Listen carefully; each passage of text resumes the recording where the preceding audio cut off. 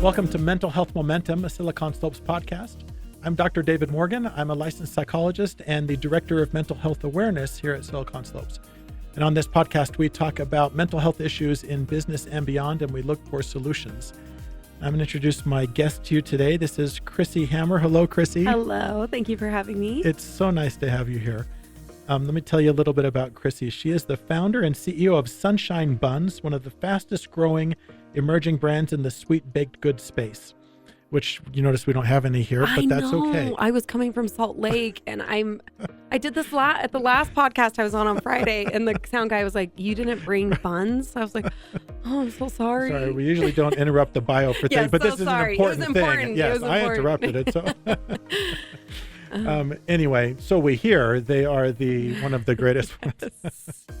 What started as a bold, gut-driven idea has quickly scaled into hundreds of retail locations, fueled by a simple belief: convenience wins, and great products should meet people where they are. Before launching Sunshine Buns, Chrisi built and ran a successful interior design firm, but found her real passion wasn't just in the craft, but in building something from the ground up. At age 40, she took a leap, leaned into instinct, and co-created a brand rooted in tradition, innovation, and a little bit of rebellion. Known for her sharp business instincts, relentless drive, and unfiltered take on entrepreneurship, Chrisi is building Sunshine Buns into a national CPG brand while navigating the realities of scaling, raising capital, and leading as a founder. She's also a mother of 5, a former HGTV personality, and someone who believes that doing hard things over and over again is what actually changes your life. Wonderful. Welcome. Thank you. 2 things about that. I love that last statement because that's totally true. Doing the difficult things makes us who we are 100%. And mother of 5, so totally you're forgiven for forgetting the treats. I'm so sorry. I will. It's not like you bring have some. other things on your mind, you know? I know. Unfortunately, I was up in Salt Lake all day at this super cool Utah business thing, and I was in North Ogden, so far away, and I was like, "Oh, they're gonna get destroyed in the car," because I've been there since like 8 a.m. Right. So I was like, "Oh, I'll just need to bring you some." That's okay. But I will. I'll make amends. Well, and thanks again for responding to my invitation. And we were just talking earlier about how mental health, it's just, it's important. It's important to talk about. So do you have like any of your own history with that, either like people or your own personal experience that you'll talk about that? Yes, of course. I am someone who is very fortunate in that I wasn't plagued with depression or any sort of internal angst. I'm very positive by nature. I'm very much like the glass is half full all the time, but I have gone through tremendously difficult times. I am adopted, which isn't difficult. Just saying it is not difficult, but when you really unpack adoption, It's a lot, and it's really heavy for someone to go through that for their entire... How old were you when you were adopted? I was a newborn, okay. But you're told, from a very young age, totally, you have a different mommy and daddy, right. And that is so complex. It's so fundamental to us, yes, right? Yeah, exactly. Yes. Yeah. And when all I knew was like Feifel from An American Tale, and I'm like, am I Feifel? Like, am I this am I an orphan child? Yeah. You don't understand the complexity of it, and at the heart, it was about love and someone bringing me in. But for me to get to that conclusion took me getting past rejection, which is a big part that adopted kids go through.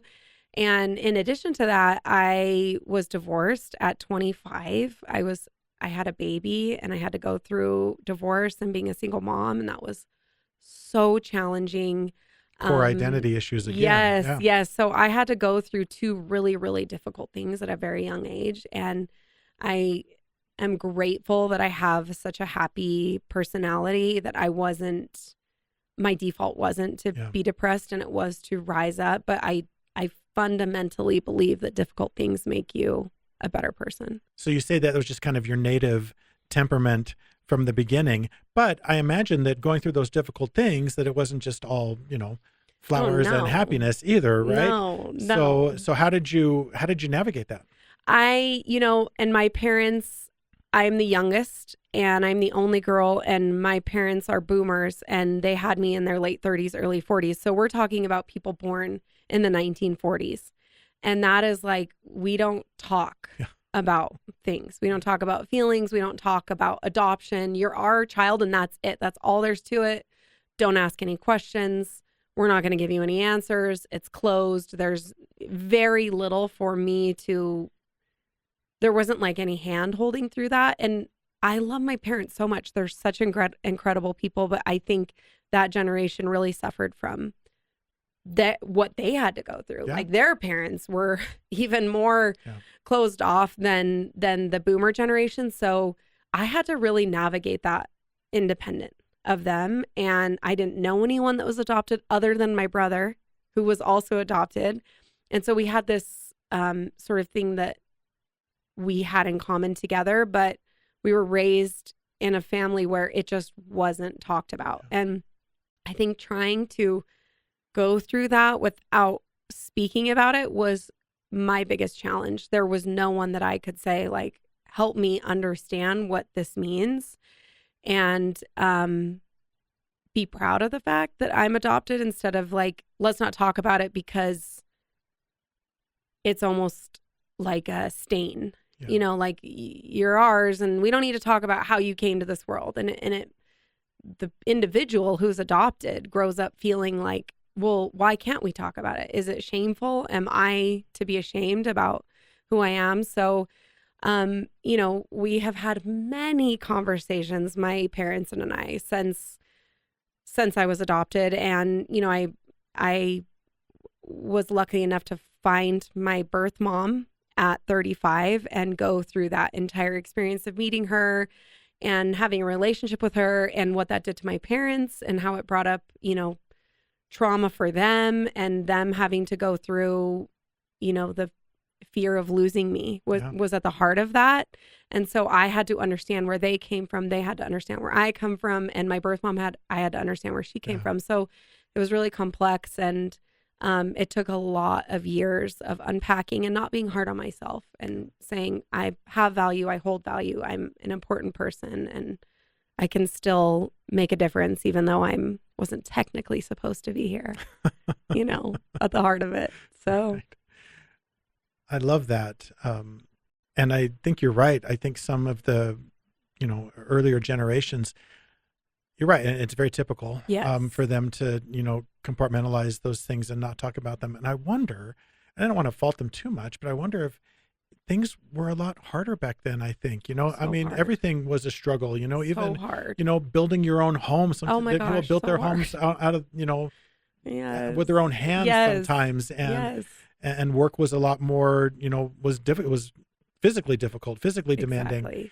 And maybe it was just a survival thing. It's just like, you know what, we can't add one more thing on top of the fact that I have to walk outside to go to the bathroom. Right. Yes. You know, which is how my mom was when she was 4. They had an outhouse. Exactly. Like, she had to use outdoor plumbing. Isn't that crazy? We're like one generation away from that. Yes. And here, you know, you drove here in a vehicle that was air conditioned and cruise control, and probably warned you when you were going out of the lanes and stuff like that. Right. All that stuff. Yeah. And so I've often wondered if the conveniences of, you know, kind of the 21st century, maybe they have put us in a place where I think they contribute a little bit to our mental health challenges, but it's also put us in a place where, as we acknowledge our struggles, we're okay to acknowledge this because there's not like 10 other struggles that are underneath that.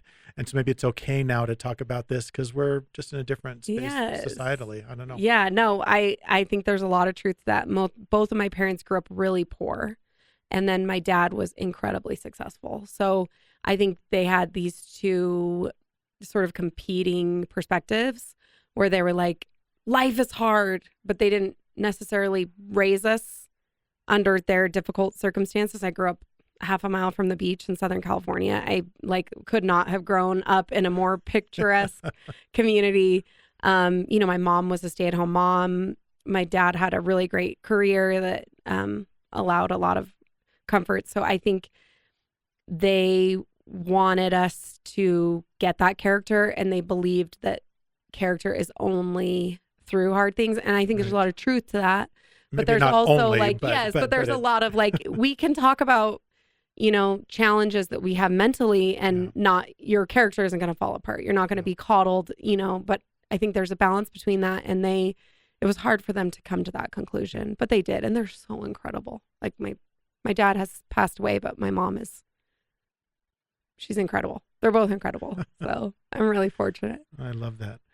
I love interviewing business owners on this podcast for one particular reason, because they always have a story like yours.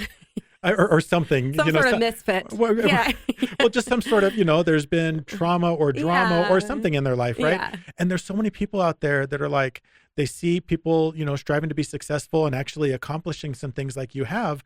And they're like, well, I could never be that because I'm adopted or because I have depression or anxiety or whatever it is. And so I love being able to highlight examples and saying, look, people become successful despite the challenges. And like you said in your bio, sometimes because of the challenges they've had. So tell us about Sunshine Buns. So Sunshine Buns is actually my mom's recipe from the 1970s. And something cool about my mom is that she is like the ultimate trad wife. I never saw my dad do a dish, do a piece of laundry. Like, it was very divided by gender. And my mom was as graceful and beautiful in that role. She never worked for money, but she had very impressive callings in our church that required a lot of time and energy and leadership from her. And she also created a home that was like Martha Stewart. Like, I don't actually know how dinner was on the table every day at 5:00. We had a salad, we had dessert. She went to cooking school for 25 years at Bristol Farms. Like, she worked in a bakery for years free because she just wanted to learn the craft. So everything in my home was made from scratch. So she worked 16 hours a day to your dad's 100%. Yeah, exactly. 100%. Up with him at 5 a.m., making sure his socks were clean and pants were ironed. And he loved her dearly. That it wasn't like they had this disrespectful relationship. There was so much respect. It's kind of the way that people. Things were different. Yes, yeah.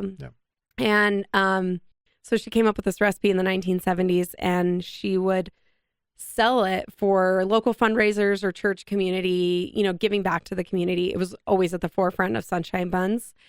And I would even sell them, when I was like in elementary school and middle school and high school, for people that needed money. My mom's was always giving it back. None of it was for profit. And I always wanted to turn Sunshine Buns into a business. And I finally convinced my best friend, her husband, and my husband one night in 2022 outside the Hill Center Theater to do it. Like, let's just do it. And right then and there, we bought the GoDaddy for $33. We started the Instagram account, and within 6 days, we were baking and selling and delivering them from our homes every single day until we opened up our store in 2024 and then launched wholesale in 2025. So it's been an evolution, but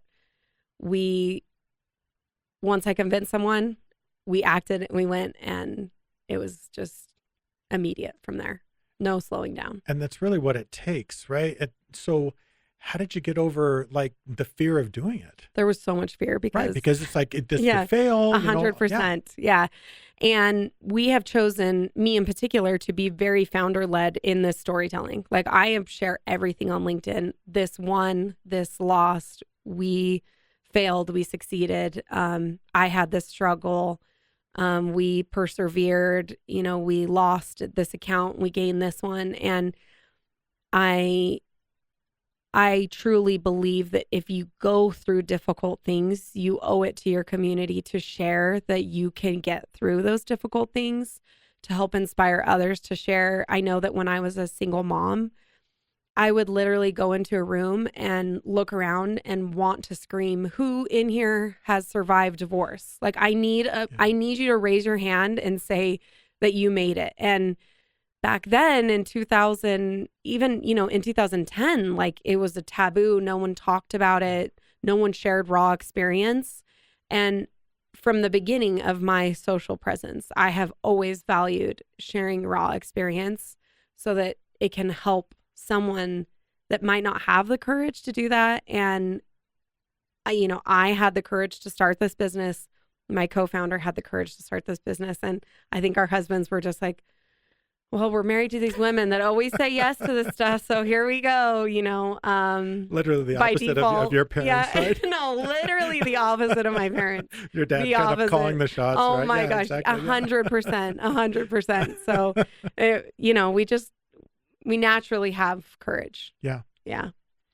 And I love the idea of sharing the raw experience. Yes. It's so contrary to how social media typically is, where we just share the best. Mm-hmm. I'm the worst at that because I don't post. Of I don't post a ton. Yeah. But when I do, it's like when we're at Disneyland Yeah, of or course. something. Like a happy memory. It's your journal. Yeah, exactly. Yeah, kind of like Yeah. that. But then I reflect on that and I go, I wonder if I'm contributing to this Right. overall problem of just people only posting the good stuff. Because I think it's absolutely important to be able to share like that. Number one, I think it's just a good example to Right. people.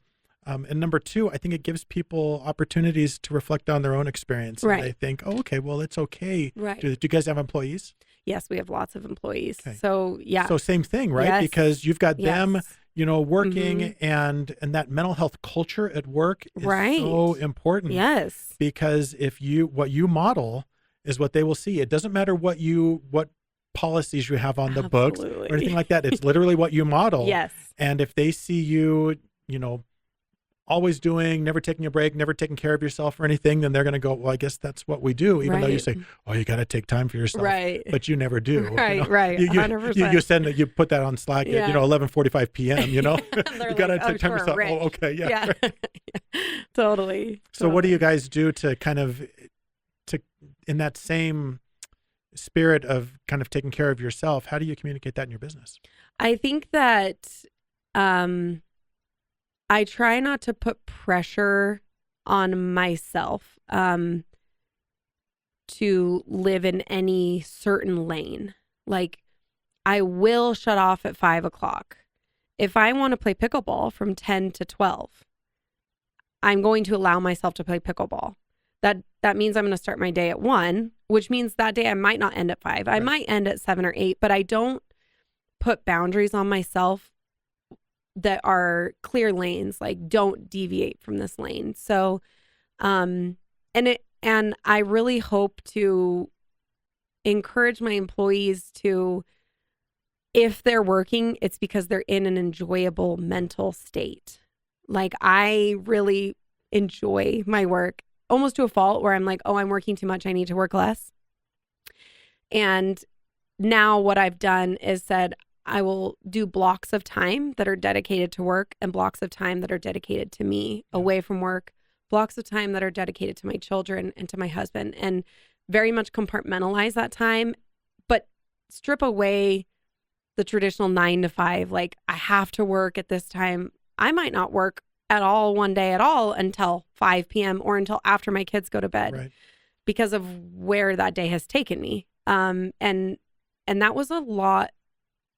I'm really grateful that I have adopted that principle, because for a long time I was operating in that very strict timeline and I wasn't able to do all the things that I wanted to do. And that was too much pressure. So being a little bit more flexible in my time, but still there's a lot of stress on my time, and making sure that I pick and choose what I can do and what fills my cup and what doesn't has been really, really vital. And I hope that my employees feel the same and, really value their time that they work and the time that they have away from work. Right.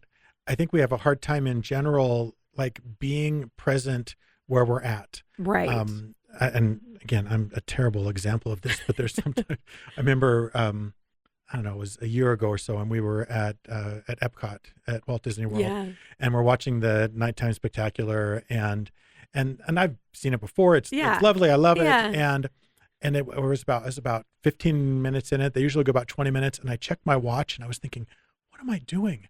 I don't have to check my watch. Right. I'm going to walk to the hotel from here. That's the only thing I have left to do tonight. Yeah. But it was just, and it bothered me that I did that, because I was thinking I'm not being present in this moment. Mm-hmm. And I think that's a challenge for a lot of people when they're like, when you're playing pickleball, you're worried about, okay, what about my 2:00 meeting? Instead of just saying, you know what, from 10 to 12, I'm just going to play pickleball. Mhm. I think that requires a lot of discipline, a lot of mental Yes. discipline, but it's so good to do it. And then when you're at work, be at work Right. Right. and work hard, and don't be thinking about what's happening later or what's happening Right. for dinner or that, be where you're at. Yeah. And I think it's a challenge in today's society because we have so much access to information Yes. and we're so planned like we never have been before. Mhm. Like, even 100 years ago when Oh, it yeah. was just the seasons, right? Yeah. You farmed when it was warm and you hunkered down when it was cold, and that was Yeah. it. Yeah. And it's been that way for thousands and thousands of years. And it's really in the last 100 that it's changed dramatically. Mhm. But yeah, I love that. Just trying to be present. There's power in that. And Yeah. there's peace in that as well. Yes. And I think also accepting that I don't have time for everything right now, and that's okay. And I'm in a season that requires a little bit more sacrifice on my social life.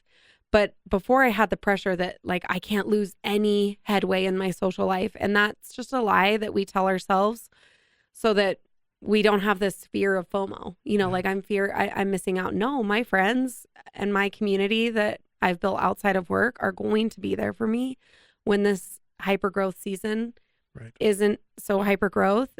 And letting go of that is so freeing. Like, oh, I don't have to go to the 7th dinner in the month for a girls. I can't go. And letting go of that pressure has been super instrumental in my own mental health and choosing what my season's going to look like, and that I direct that and no one else does. I love that. And I think that's a very healthy position and mindset for an entrepreneur, and uncommon, because too many, think if it's, if you don't come in Saturday, don't bother coming in on Sunday, right? That sort of thing. Right. Because they think, time is money. And I get it, but I don't know. And I've never been much of an entrepreneur, so maybe I don't really get it. But from a mental health standpoint, Oh, yes. if you don't take care of yourself, Yeah. The body keeps the score, and you will Of course. fall apart. Yeah. And with you, your business as well. And so you have to intentionally from the beginning say, I have to make time for things that are important. And a lot of things are important. Yes. And so I will make time for each of those things. And I love how you talk about different seasons as well. Your friendships are extremely important. Right now, they get a little less of your time because of where you're at in your business. But that will change. Of course, 100%. Yes. And if it changes and it's not the outcome I want, that's okay, because things evolve. Right. And there are seasons of life, and it doesn't have to feel like high school all the time. It was like we put a lot of pressure on ourselves that like it always has to be this full social calendar. But my kids take a lot of my time. How old are your kids? I have 20, 18, 17, 12, and 10. So Okay. I have got a full social calendar of their own, Yes, that I'm exactly. keeping up with. So it's okay. There are seasons, accept that and live in the freedom of that. Yeah. So any advice for entrepreneurs, people that are not quite where you're at right now and that are grinding and trying to do it? What would you, if you could talk to yourself back then, what would you say? I would say that pick one or two trusted advisors who, and when I say advisors, I don't mean your mom. Your mom loves you, but she's going to choose the safer path for you. Exactly.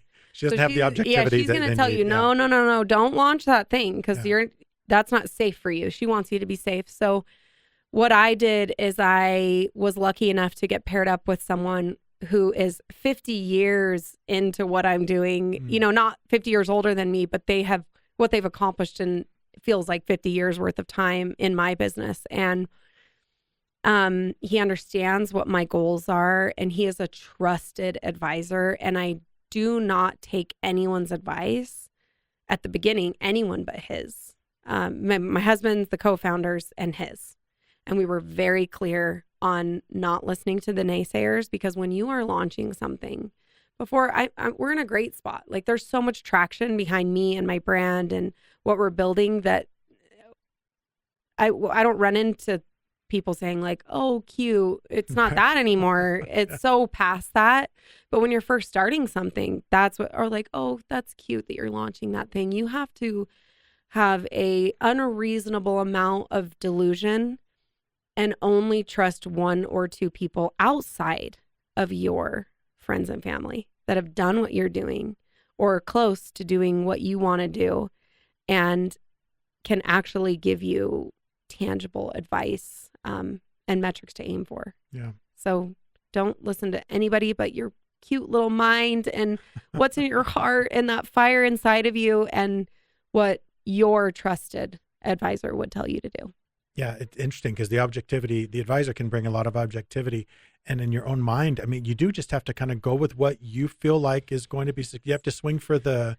You have to throw paint at the wall and see what sticks. Seriously, swing for the fences because it is tricky and there's so much doubt that can get into us and can keep us from doing things.